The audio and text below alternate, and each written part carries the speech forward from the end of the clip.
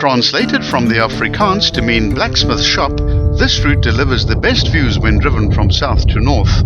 The pass begins at the crest of the hill just past the turnoff to the Cape Point Reserve at an altitude of 146 meters, then drops immediately down a 1 kilometer fairly straight section with a gradient of about 1 in 11 towards a sharp left-hand bend of 90 degrees where some parking is available.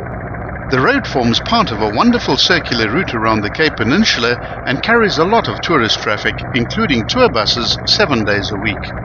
The entire section of the peninsula south of the road forms part of the Table Mountain Nature Reserve, attracting hundreds of thousands of visitors annually. The main entrance to the reserve is at the start of the Smitswinkel Road's southern terminus and is well signposted. The annual Cape Town cycle tour, which attracts 35,000 entries, routes along here, and the summit point is one of the main watering and first aid stations.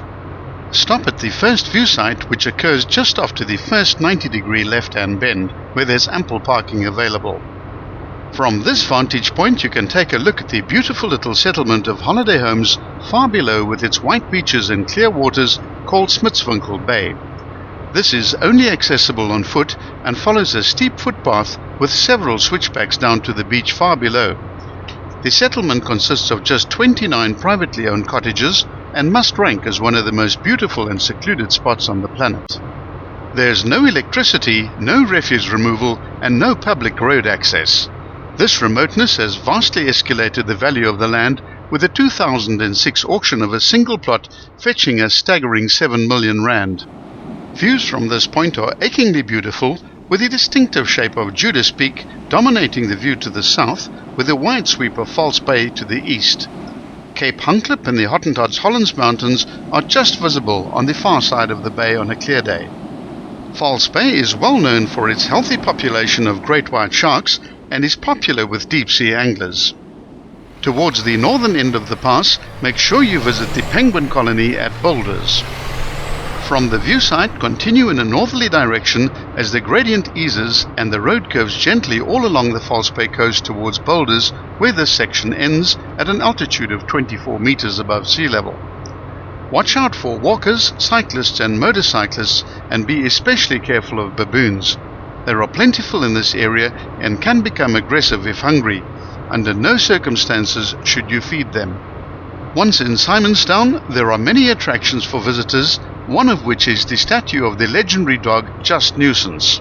Keep a lookout for Roman Rock Lighthouse, which stands sentinel over the entrance to the naval port, set in a crook behind the mountain, thereby escaping the main force of the fury of the summer southeasterly winds, which frequently blow at gale force strength. For more than 2 centuries, Simonstown has been an important naval base and harbour, first for the Royal Navy and now for the South African Navy.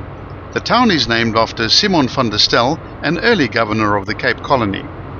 Boulders Beach is located a few kilometers to the south of Simonstown in the direction of Miller's Point. Here, small coves with white sandy beaches and calm shallow water are interspersed between boulders of Cape granite.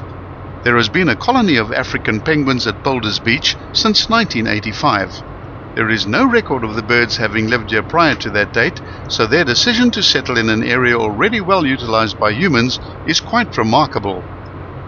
Another interesting place to visit in Simonstown is the British-built Martello Tower, which was used as a navigational beacon for ships entering Simons Bay and was consequently whitewashed in about 1843.